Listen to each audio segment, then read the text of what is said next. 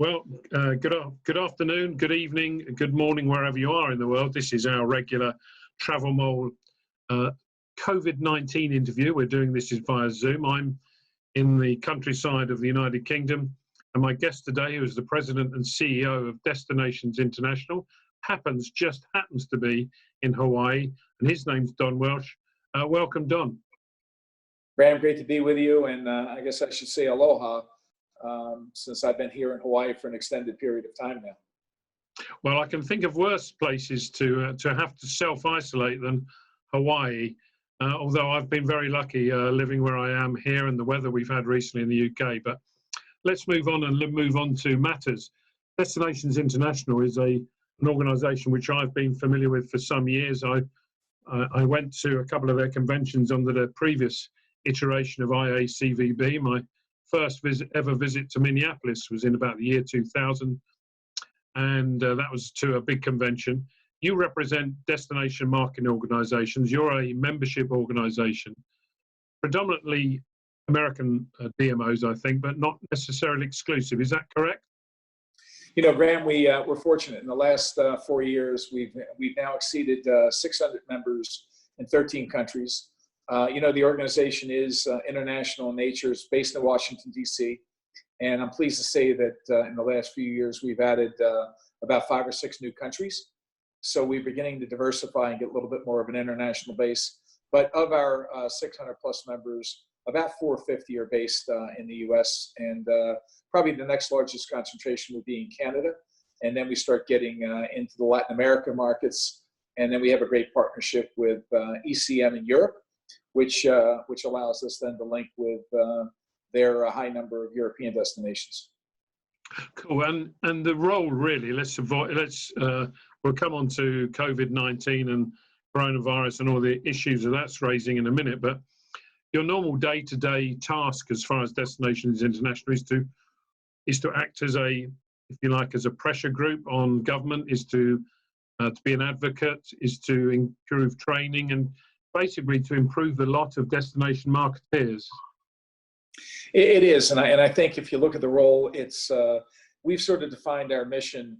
The acronym is CARE: Community, Advocacy, Research, and Education. Community is just to make sure that the 6,000 plus members that access as being members of Destinations International, of those 600 destinations, that they have the tools and resources to properly do their job, to be the best they can be in their community. We are total B2B.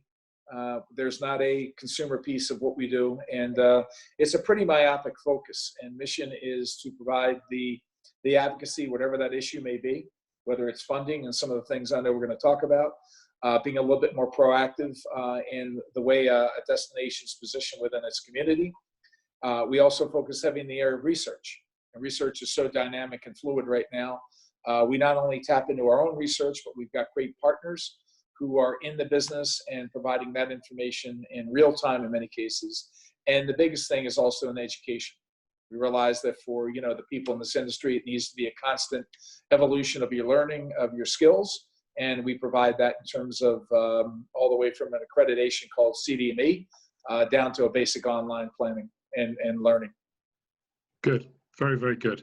Now, we are in an unprecedented, to use the most common word seen on the television, read in the media, unprecedented for our generation crisis in terms of coronavirus. It's our job in tourism, both me and you, is to bring people together. And the coronavirus is the exact opposite. It's the antithesis of bringing people together. From a destination marketing point of view, it's an absolute perfect storm in many respects, in that people can't come to your destination, bed taxes and beds are being left empty, funding is being cut. What have you been trying to do since this started? And I know that the government have put in some funding in the USA in particular for DMOs and for businesses. In many cases, almost whatever legislation you put out, establishments, companies are going to fall through the cracks. Is that the case with some of your DMOs, that they're in that in-between? They're either too big but not quite big enough, or too small and not quite big enough, that type of thing? Yeah, first of all, it's a great question, and I do think right now that if you look at traditionally what's occurred around the world in our industry, there have been natural disasters, there have been acts of terrorism, there have been political uprisings, there have been funding challenges, as we all know. And we as an industry, I think, have done a great job, depending upon what's occurred in a respective city or a country, in responding to those. This COVID-19 and this pandemic has been a flattening for all. And when you see countries literally systematically beginning to shut down not only tourism, but really their countries in terms of not being able to allow people to convene, it truly is unprecedented. And I hate using that word because it's used multiple times throughout the day, but it really is. In the case of our destinations, depending upon how the funding model is for that respective country or city or state, that's added a whole challenge. When we find that tourism is part of a government organization and there is a stable, steady stream of funding for that organization from a budgeting standpoint, that probably is a good situation now because there's a continuation of that being a form of government. In the case of a lot of countries where they have evolved to nonprofit, and that nonprofit is technically dependent upon a structure of funding based on hotel taxes coming in from restaurants, attractions, car rentals that are really dependent upon tourism, there's where we've had the challenge. The challenge in the US right now is there's this $3+ trillion CARES package right now, but unfortunately, nonprofits with the designation of a C6 with 500 less employees, and by the way, 97% of our 400+ members in the US falls a C6 or a state-funded organization, where they're not eligible to have access to either the short-term payroll relief or the long-term loan. So in a recent survey we've done with our members now, there are varying degrees of survivability if additional loans or supplemental revenues aren't available. I was talking to my friends in Seattle this morning as an example. Revenues in that city have fallen off 95 to 97%. That's fairly common with shutdown of hotels and all the basics that we're used to in terms of how we fund a tourism or meetings economy based on traditional taxes. So it's a battle right now. We are lobbying through U.S. Travel. That is really the lobbying arm for what we do with Roger Dow and his team. We have now sent 2 waves of letters to the 4 congressional leaders in Congress, as well as President Trump, asking for his support with a different spin, because he has his own tourism recovery task force, and it was missing someone from the meetings and exhibition industry, which we know is important. So we're doing whatever we can independent. Our members are writing letters. When we have the opportunity to physically be back in Washington, D.C. soon, when Congress will be back in, we hope to be able to get face-to-face with our elected leaders and talk about the importance of what our industry does. But it's been, I'd be less than honest if I said it wasn't highly frustrating now that we know what we do. We know the economic impact, good days, and the role we'll play in the recovery, and somehow have not been allowed to access the funding. And that, to some degree, is true in other parts of the world too, Grant. Yeah, I would think that, destination marketing, one of the issues of tourist boards and destination marketeers around the world is actually often is justifying their existence, saying, because people who don't know will say, well, you can just get on with it, let private industry solve it. People are going to come anyway, et cetera, et cetera. And as you know, and I probably know as well, that that's not the case. And there are lots of statistics to prove that when destination marketing organizations drop spends, drop organizing events, that the number of visitors, because it's a very competitive world, will drop. The number of visitors will drop. Let's just take it on to the next stage. Let's assume that for now, which is a slightly optimistic, but let's assume for now that you are successful and Roger is successful in his discussions in DC, and that some of this funding comes through. Do you think that your destination marketing organizations will be approaching marketing in a different manner once this COVID-19 is behind us, do you think they'll be pushing a different feel to tourism? Well, right now, I'm in applaud. I've seen just incredible innovation right now in this last 5 to 6 weeks. We just literally had a call this morning, and on our CEO senior team call for the U.S. Destinations, we had over 600 people on the call. So there's great information sharing. In the case of when we get behind this, we're technically going to be in a situation where I believe that destinations are going to be looking at 4 pods. And I think first and foremost, regardless of where you are in the world, visitors will begin exploring their own destinations. Someone will say, you know what, let's go into the city and take in theater. Let's go to a show. Let's have dinner.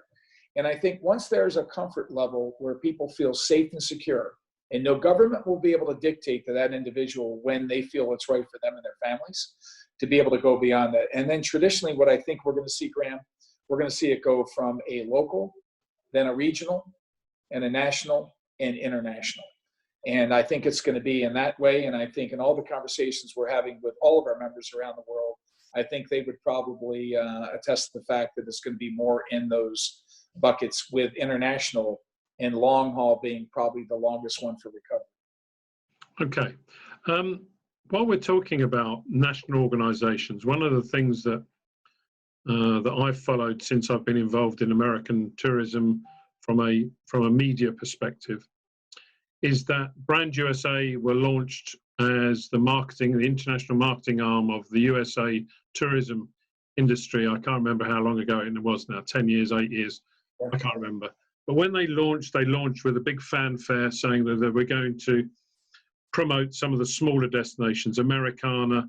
Johnny Cash's daughter sang a song, and it was a fantastic video of people walking through swamplands of Louisiana, visiting Native Americans in some of their ceremonies, going into little jazz bars, going into little dive bars, all the sorts of things that I love doing, and really what America is about.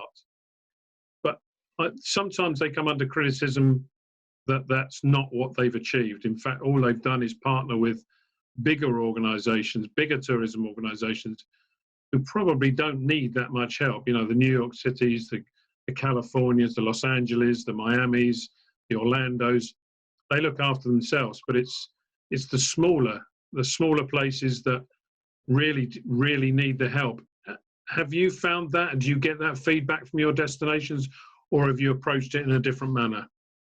Well, I got to tell you that I think the work, and prior to this job, I had the privilege of running Chicago. So we were one of the great gateway cities that we work with Brand USA. And I think that since this partnership between Destinations International and Brand USA has been in place now for 4 years, part of the strategy was, how do they get deeper? How do you go beyond the key gateway cities on the East Coast and the West Coast and maybe Miami, and really bring it down to the experience of when someone does go to New Orleans, how do they then become aware of the great things you can do in Baton Rouge, or some smaller destinations that traditionally may not have been on the top of mind awareness when it was first rolled out.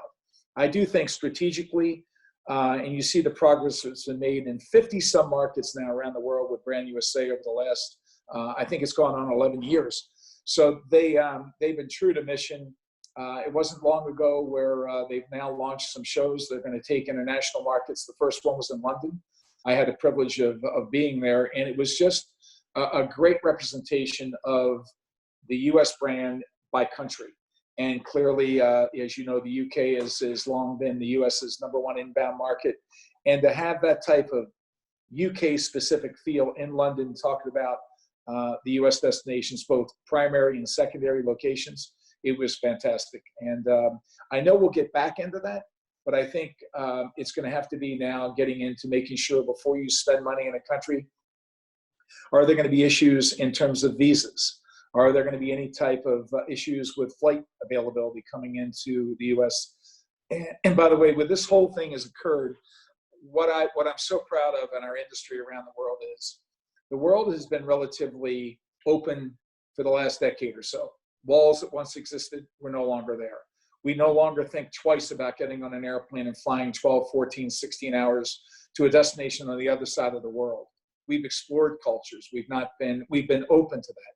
And what I really hope and pray for is we get back on our feet, and this will be a core mission of Brand USA, to make sure that those walls don't stay up, that we don't go back to being an insular society and not continue to expand on the joys of travel and what it does for all of us as human beings. And I know they know that in their mission.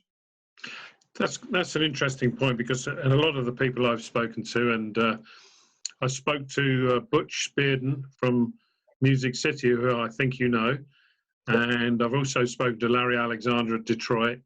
I've spoken to the secretary from tourism from Wisconsin, spoke to people from Minneapolis, and I think as a group, there's not been one person to say otherwise, despite me asking the question in a different way, that what their hopes for tourism is that people will be appreciative of travel a bit more than they perhaps have been in the past.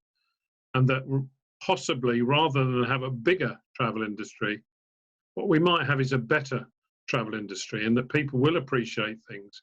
They will appreciate culture, they'll appreciate, and again, it's a word I don't like to use, but the authentic side of tourism and the unique aspects. And in a country like America, in a country like the UK, country anywhere in the world, it's emphasizing those unique aspects of a country, which makes the difference. Otherwise, we're just in a clone destination environment.